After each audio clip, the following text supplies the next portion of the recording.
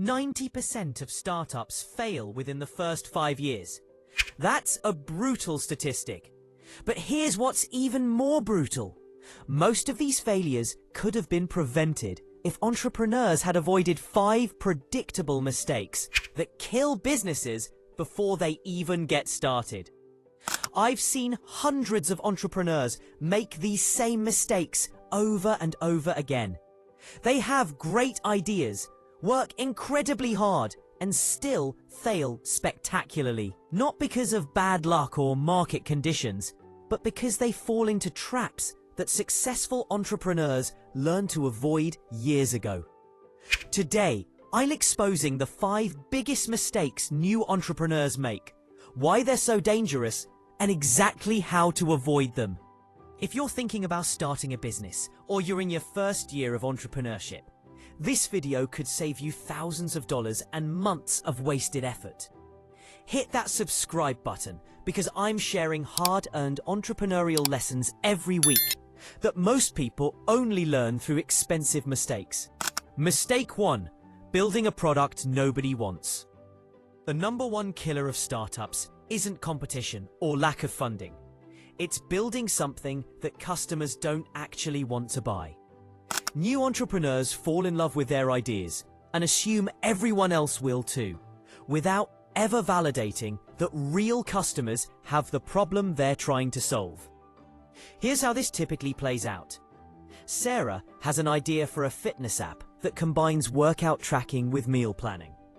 She spends 6 months and $50,000 building the perfect app with amazing features.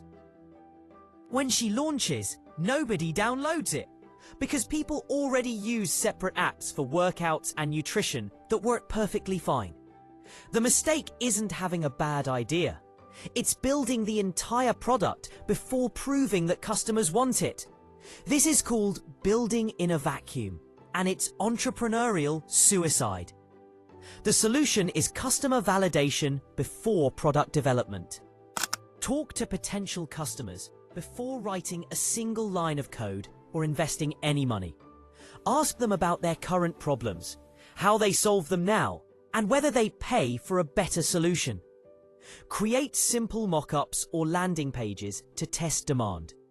If you can't get people excited about your idea when it costs nothing, they definitely won't pay for it when it's finished. Remember, you're not building a product, you're solving a problem. If the problem doesn't exist or isn't painful enough, your business won't exist either. Mistake number 2, trying to do everything yourself. New entrepreneurs often suffer from founder syndrome, the belief that they must personally handle every aspect of their business to maintain quality and save money. This might work when you're starting out, but it becomes a growth killer as your business scales. Tom started a digital marketing agency and insisted on handling all client work, sales calls, bookkeeping, and administrative tasks himself. Even when he could afford to hire help, he worried that nobody could do things as well as he could. The result? He became the bottleneck in his own business, working 80-hour weeks while his growth stagnated. This mistake stems from 2 dangerous beliefs: that delegation means losing control, and that doing everything yourself saves money. Both are false. When you handle low-value tasks yourself, you're not saving money. You're preventing yourself from focusing on high-value activities that actually grow your business. The solution is learning to delegate early and systematically. Start by documenting your processes so others can replicate them. Identify tasks that don't require your specific expertise and begin outsourcing them to freelancers or employees. Focus your time on activities only you can do: strategic planning, key relationship building, and high-level problem solving. Everything else should be systematized and delegated as quickly as possible. Your goal isn't to work in your business, it's to work on your business. The faster you learn this distinction, the faster you'll scale. Mistake number 3, underpricing to win customers. New entrepreneurs often make the fatal mistake of competing on price, thinking that being the cheapest option will guarantee customers. This strategy might generate initial sales, but it destroys profitability and actually repels the customers you want most. Lisa launched a web design service charging $500 for websites that her competitors priced at $2,000. She got plenty of customers initially, but they were all price-sensitive bargain hunters who demanded constant revisions, paid late, and left bad reviews when they didn't get enterprise-level service at discount prices.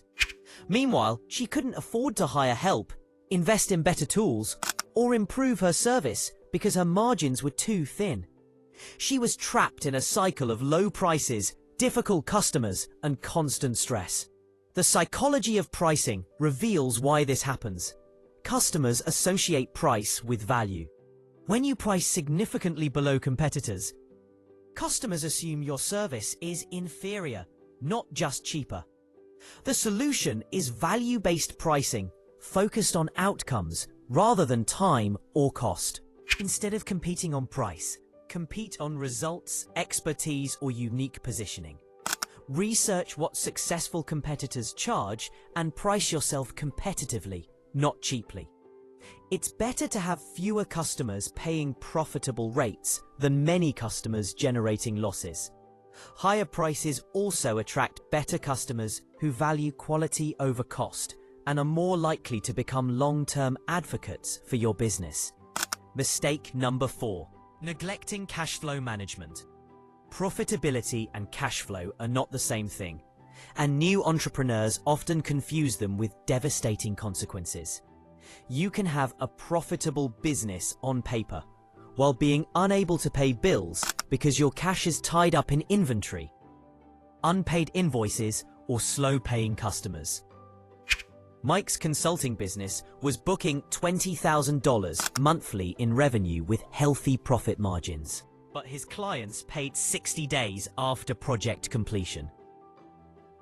Meanwhile, he had to pay freelancers and expenses immediately.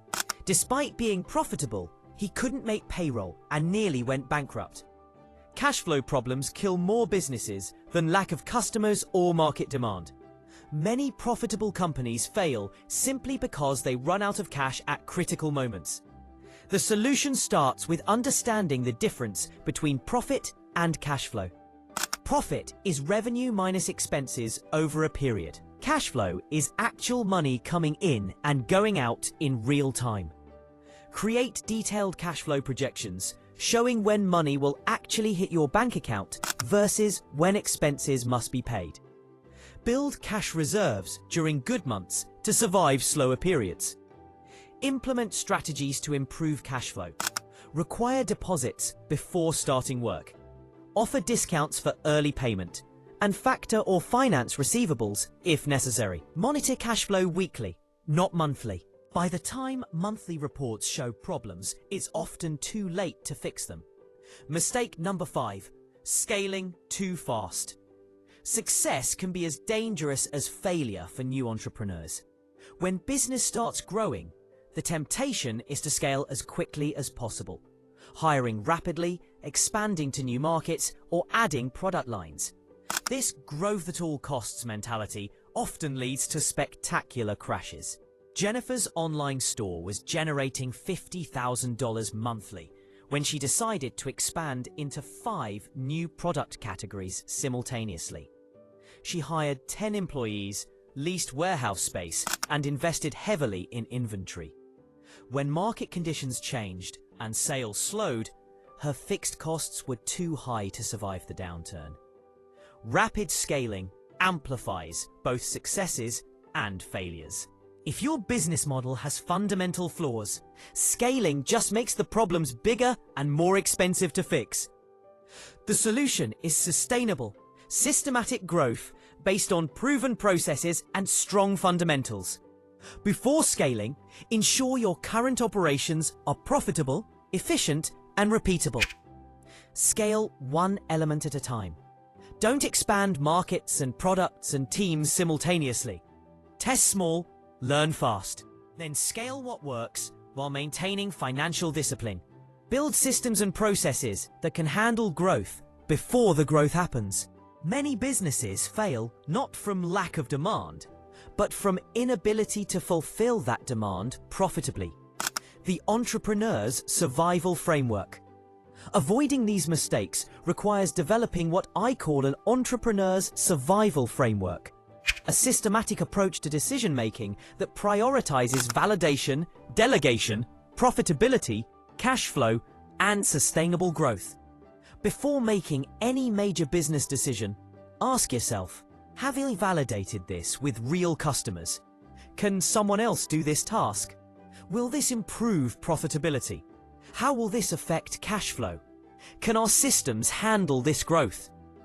These questions will save you from most entrepreneurial disasters and keep you focused on building a sustainable, profitable business, rather than chasing vanity metrics or trying to grow too fast.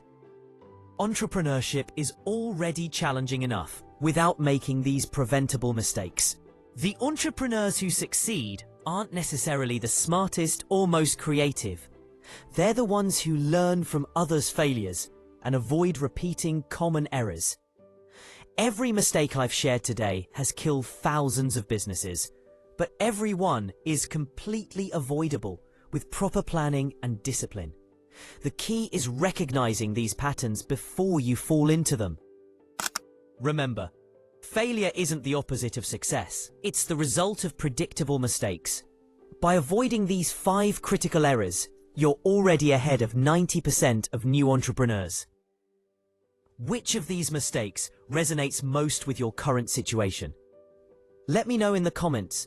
And if this video helped you identify potential problems in your business approach, hit that like button and subscribe for more entrepreneurial guidance. Building a successful business is hard enough when you make the right decisions. Don't make it impossible by repeating mistakes that others have already figured out how to avoid.